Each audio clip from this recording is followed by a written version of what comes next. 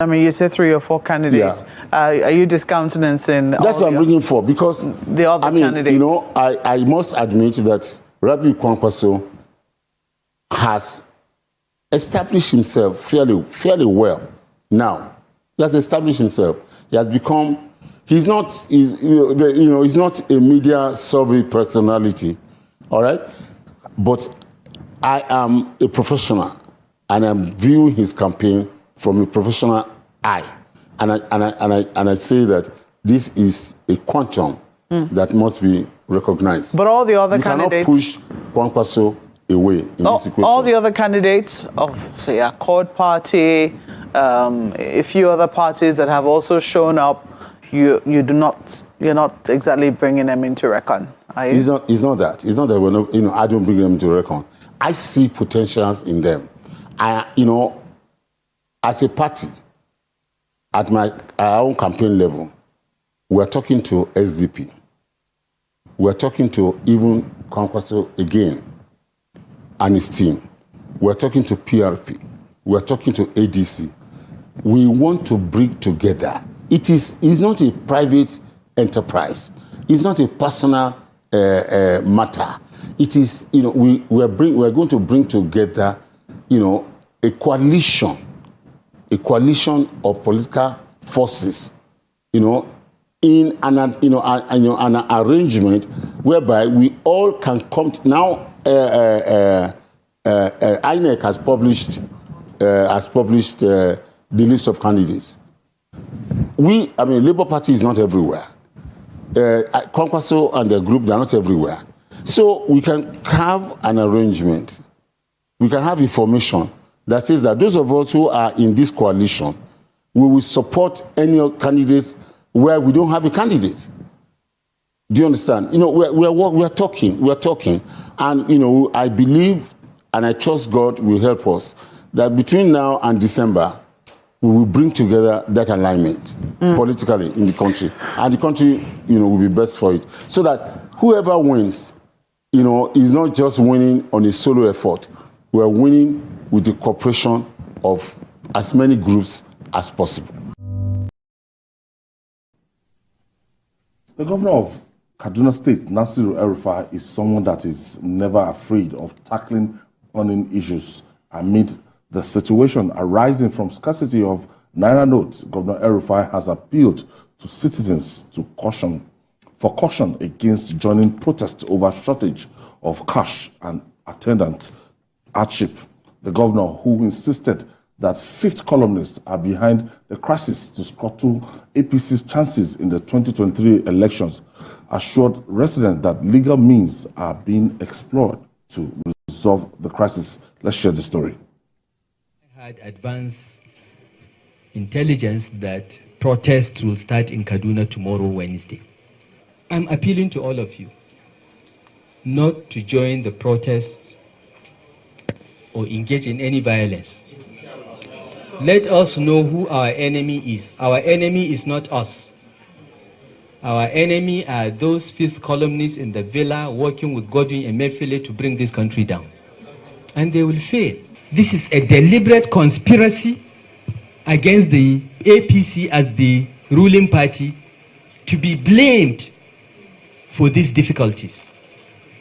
And this is why we came out and revealed what was going on.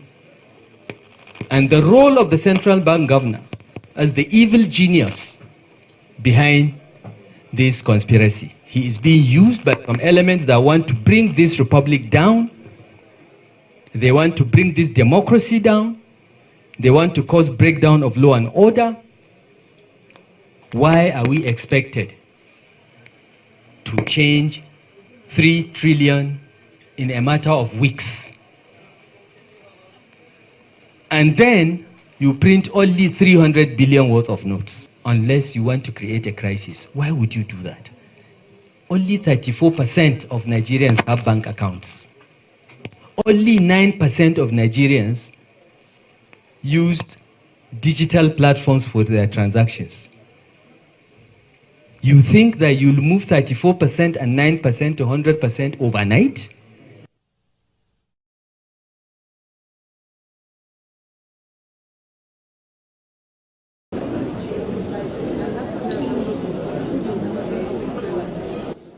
photographer, please. Could you raise your hand? I need to know. Your Excellency, ma'am.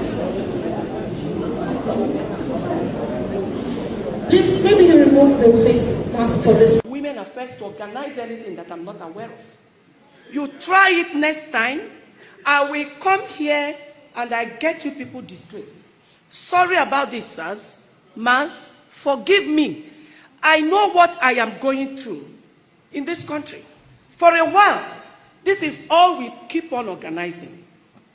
And a few weeks ago, there was hunger protest.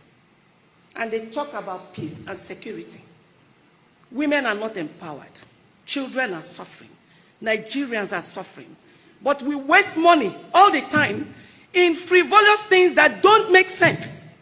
I am sorry. Many people may misunderstand me, but I am ready to be misunderstood. I am ready to be tortured. I am ready. I don't want to break down here. This is it. I have changed the narratives. I said, no program without empowerment. The women, you're talking about peace and security. With poverty, how can you solve it? You keep talking, you're doing workshop, you're doing this, you're doing that. With poverty, where are we heading to? And how do we solve that poverty? By directing monies to the wrong channels and don't make any impact on the humans. On those people you want them to change and give you peace. And I've changed narratives. I said that don't do any program without empowerment. I was meant, UNICEF has come to me, we've changed the work plan, we've made it to favor the children that they will benefit. This my woman, Mrs. Eunice, Beatrice, would have done the same, but she was sick. She was not feeling well. Then, why do something? At least if they had come to me, I would have told them how to get these things. Okay, I know. How to get it organized so that it will favor our people. They give money in the ministries. It is used for travels, programs, nothing that will impact the nation. But if you hear the amount of money government gives out to ministries, you will be shocked. Why should it continue like that? Why should we fold our hands and these things will continue? Who do you think will save you? It's you that will save yourself. Let them call me names. Troublemaker, mad woman. I'm ready to take it. But you see that brick wall, I'm going to break it. Even if it takes me using my head to break it, I'll break it. That is one thing I'm assuring you people. Because this is what Mr. President wants. He wants to move the nation forward. That is why he went through all the risks to come up there. Let it not happen again. And you, come. Look at her. Mrs. Beatrice, you see this lady, you have to look into her matter. I'm going to tell my ministry to look into her matter. Listen, she's an Igbo woman, though. Don't think I'm maltreating anybody.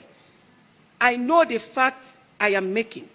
Because it's not today I told them, you can't bring 100 and something million. You use it and do program. My people, that is the fact. I am not lying. 100 and something million is used for programs. And I said, always cut it into two. Use half and empower the women. Then use half and do whatever program you want to do. Let it not be that I'm coming here to block everybody.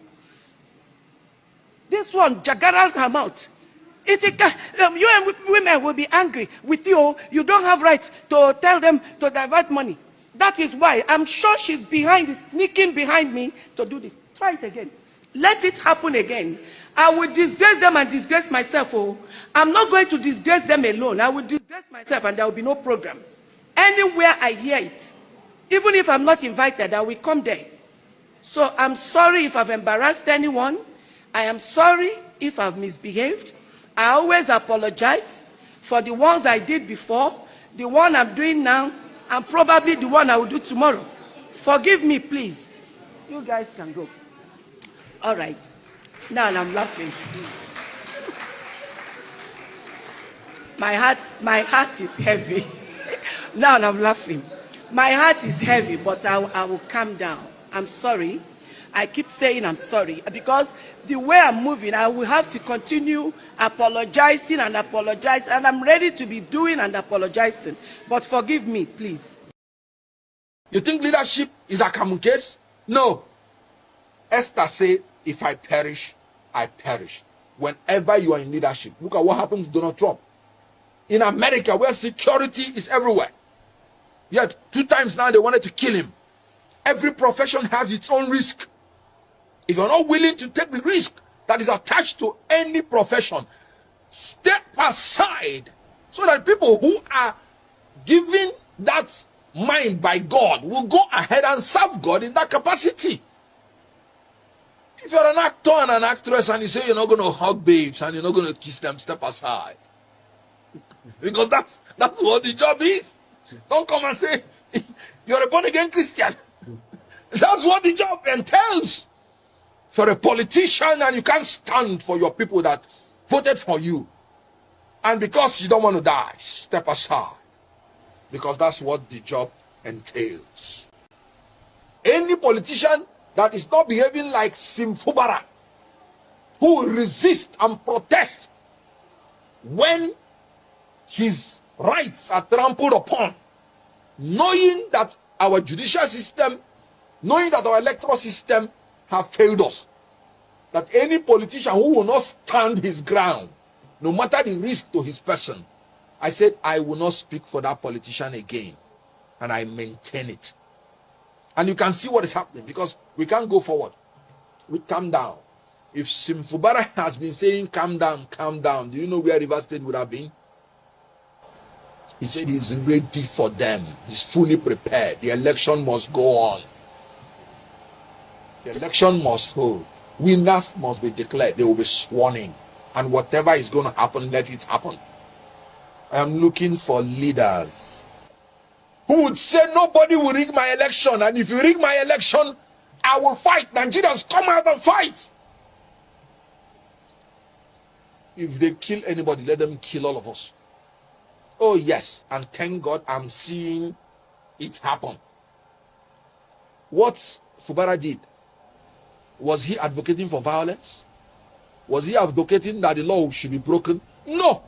He was advocating for his right. That's my opinion. That's my advocacy. We must advocate for our right and stand by it. I did not disqualify anybody. I don't have that right. I said I am not going to speak for anybody going forward except this person meets this criteria.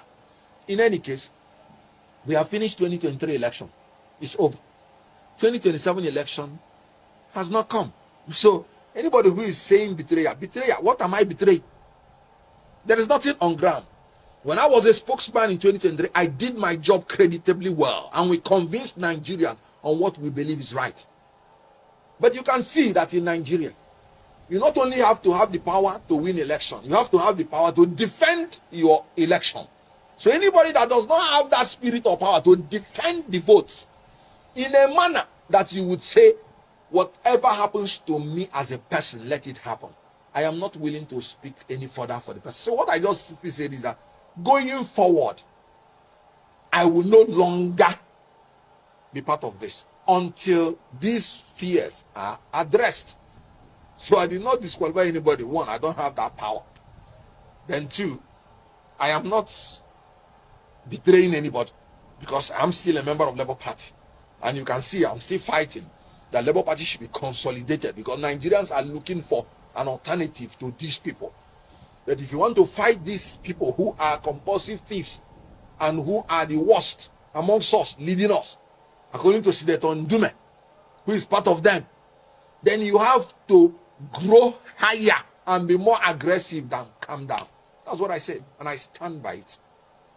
In all honesty, I would have said we don't. But because I'm a student of theology, I would not say so. Because when Elijah thought he was the only person that was worshiping God, God said, no, you're not the only person. There are more than 7,000 persons like you still in that country that have not done anything evil. I know them. So the only thing we have to do in this country, We must not be sentimentally attached to anybody, any politician. We must not be loyal to political parties or politicians. We have to be loyal to the country and to the law. And if any law is unjust, we have to fight the law.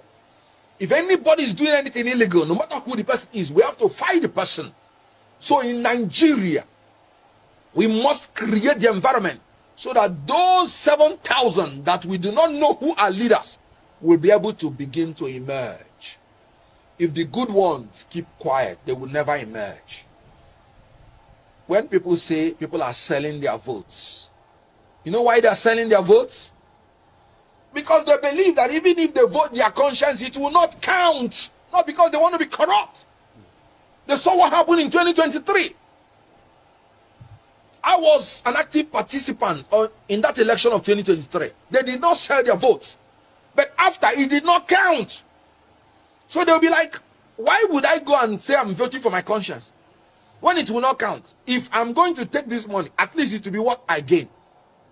So if we don't fight, we are...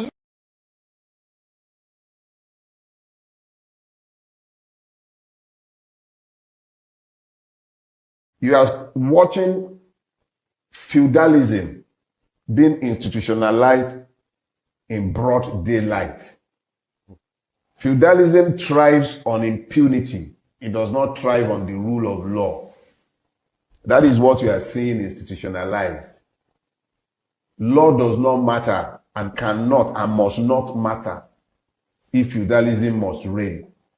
And that is what has happened. What all the people who have helped to institutionalize this madness would have found is that they have helped to promote the reign of evil. Because if this evil is condoned in relation to one, it is institutionalized in relation to all.